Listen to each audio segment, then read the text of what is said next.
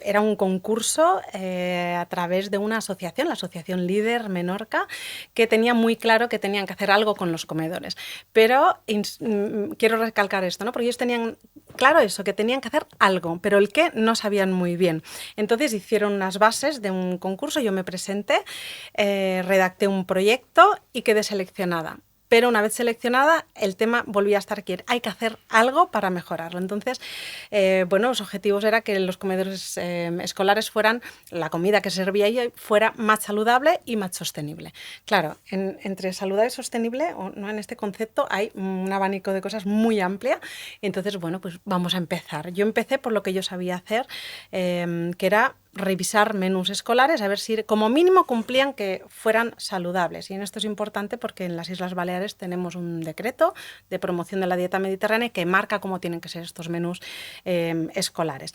Luego, además, yo añadiría, porque así lo quería, toda esta parte de sostenibilidad que no está arreglada, pero que se puede hacer mucho, ¿no?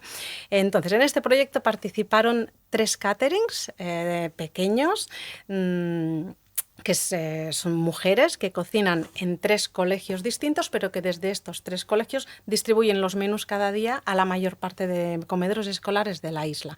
Era un total de unos 24 centros educativos y un 95% de los centros escolares que tienen comedores. Entonces el impacto podía ser muy grande, ¿no? La muestra era muy buena.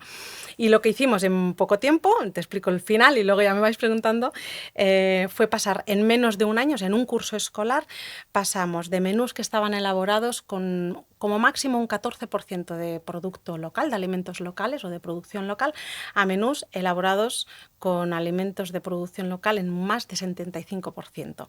Si de esta producción local luego mirábamos las frutas y verduras, pasamos de un 5% en los menús iniciales a un 75, casi 80% otra vez.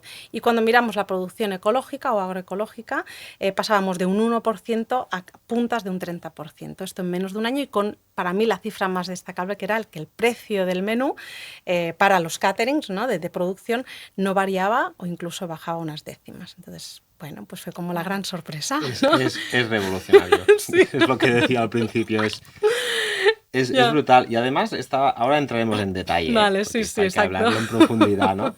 Pero sabes que nosotros con nuestra consultora hicimos el estudio de flujos alimentarios de las Islas Baleares, ¿no? También nos contrató el gobierno balear, ¿no? Y estudiamos el flujo alimentario, o sea, los alimentos que se producen y se consumen en cada una de las islas, ¿no? Y no habíamos hablado nunca de esto, pero ahora me fijo que los números que estás dando tú, que se daban en las escuelas, son clavados. O sea, el grado de soberanía alimentaria de Menorca no es de un 14, pero es de un 16, 17, 20, exacto. Ha variado un poco con los años, ¿no? O sea, de cada 10 kilos de productos que se consumen en Menorca, pues 1,5 son de Menorca, ¿no? Exacto.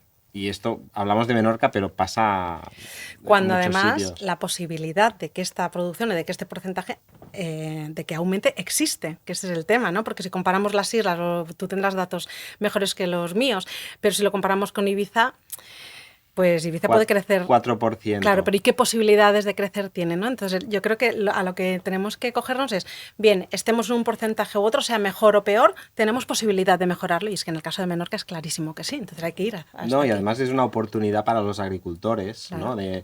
Si te enfrentas a un proyecto y quieres producir algo que se pueda vender en la isla, pues imagina, ¿no? Exacto. Hay que contarlo todo.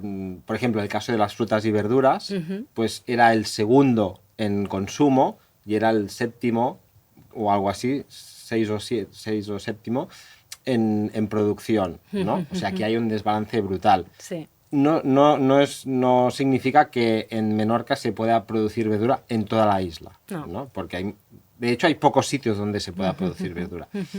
Y seguimos en Menorca como puede ser otra región. Pero es verdad que de lo poco que se produce con lo mucho que se consume, hay una oportunidad muy grande para muchos agricultores para poder abastecer, ¿no? Y aquí ganan todos, ¿no? Aquí gana todo el mundo. Es un cambio de modelo económico que puede además movilizar todos estos otros departamentos de la administración. Para mí, esto lo enlazo con lo que decíamos al principio, la alimentación puede ser un gran motor de cambio hacia la sostenibilidad. Total. Yo apuntar una cosita que me parece muy importante, porque evidentemente no se puede producir verdura en todos los rincones de la isla, ni tampoco fruta, ¿no? Pero luego aquí se nos abre además otra ventana de oportunidad que es la transformación.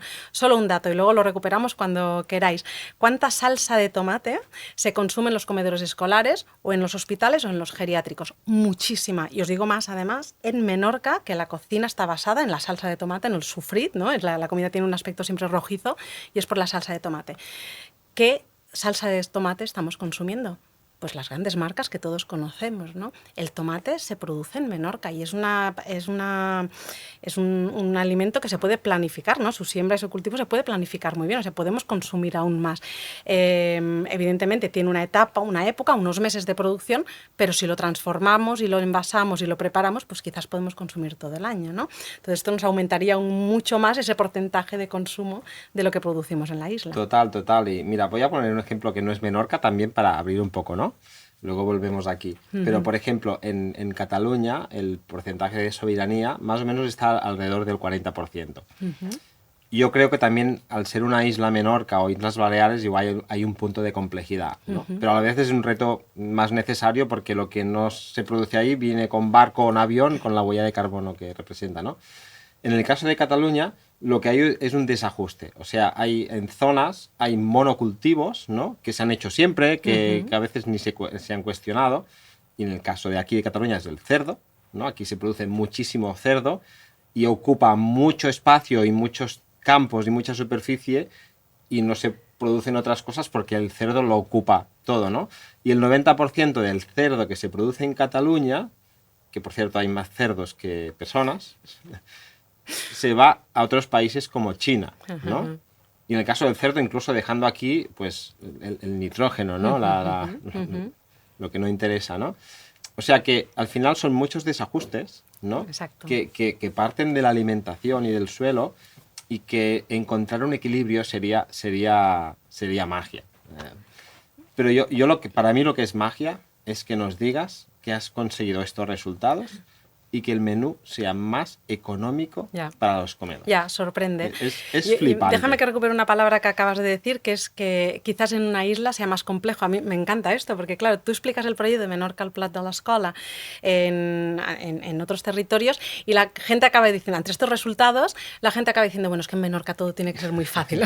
Bueno, todo el mundo tiene lo suyo, ¿eh? Sí. Yo no digo que fuera fácil, es verdad que todo vino muy bien, que tuvimos unos resultados en menos de un año, cuando estos proyectos en otras comunidades autónomas, que el tema de comedores está muy vivo, ¿no? En todas las comunidades autónomas, se consiguen estos resultados a partir de 5 o 6 años. Es verdad, en Menorca, en este sentido, fue como más fácil, ¿no? Pero yo, más que más fácil, diría que el gran secreto, que era lo que preguntabas, es que actuamos... O sea, en una misma mesa nos sentamos siempre varias personas, varios perfiles, y en una misma mesa a la hora de hacer un menú.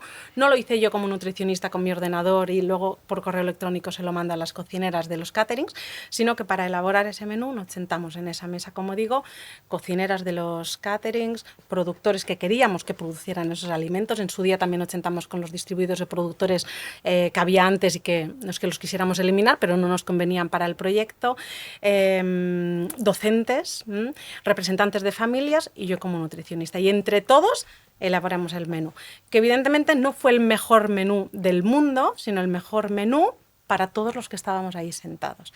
Y entonces hubo comunicación, hubo un espacio de respeto, ¿no? ¿Qué necesitas tú y cómo te puedo ayudar yo? ¿Qué necesito yo, ¿no? Desde siendo nutricionista, y cómo me puedes ayudar tú? Y así fuimos elaborando estos menús. Unos menús que eran distintos para cada uno de los caterings, insisto. O sea, lo intentamos personalizar al máximo. Fueron 3 caterings los que participaron y cada uno tenía su menú, porque igual en Ciudadela las alubias blancas con zanahoria funcionaban muy bien, pero no funcionaban en Mahón. Entonces todo esto fuimos perfilando, ¿no?